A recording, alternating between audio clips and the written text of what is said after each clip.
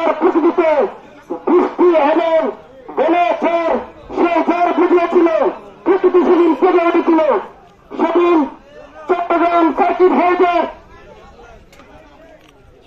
রাতের আগে যখন প্রকৃতি ভুলে গিয়েছিল, বাংলাদেশ নিস্তব্ধ হয়েছিল, ঠিক এমন মুহূর্তে এই ঘাতক গোষ্ঠী ঘুমন্ত জিয়াউর রহমানের উপরে চাপিয়ে পড়েছিল।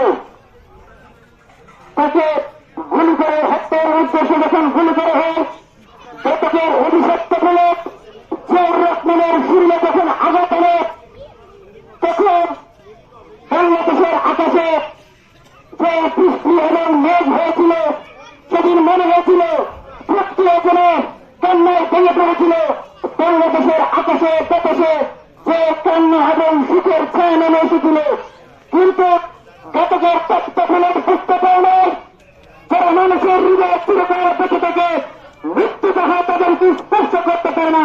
প্রিয় বন্ধুরা আমার, সেদিন চট্টগ্রাম সার্কিট হাউসের সেই অভিশপ্ত রাত, সেই অভিশপ্ত বলে আর ঘাতকদের সেই বিশ্বাসঘাতকতা আজ বাঙালি জাতিকে বুকে বুকে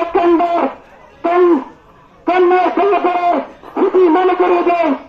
কিন্তু সেদিন সে মানুষ নিয়ে এলিমেতে টেকনাস থেকে পিছলিয়ে রক্ষা থেকে পাতুরিয়া ৫৭,০০০ বর্গ মাইল থেকে জিয়ার আদর্শে যে বিশ্বস্ত সৈনিকেরা তারা হেঁটে গিয়ে জনগণ মাঠে উপস্থিত হয়েছিল, সেদিন বাংলাদেশের ইতিহাসে আছে সর্ববৃহত্তম জনতা হয়েছিল। সেই জনতার রকত আগে ভেঙে নাই। আমরা যখন কিছুদিন আগে দেখেছিলাম মা মাটিয়া মানুষের নেত্রী, দেশনেত্রী, আকস্মিক নেত্রী মার্কিন ফিলপ কর্তৃক ঘোষিত নগর অব ডেমোক্রেসি আমাদের মাঠ থেকে বিদায় নিয়েছিল, বাংলাদেশের আরো একটি বৃহত্তম জনগণ সম্পন্ন হয়েছিল। এত বোঝা যায় জিয়াউর রহমান, দেশনেত্রী বেগম খালেদা জিয়া, সেদিন তারেক রহমান দীর্ঘ ১৭ বছর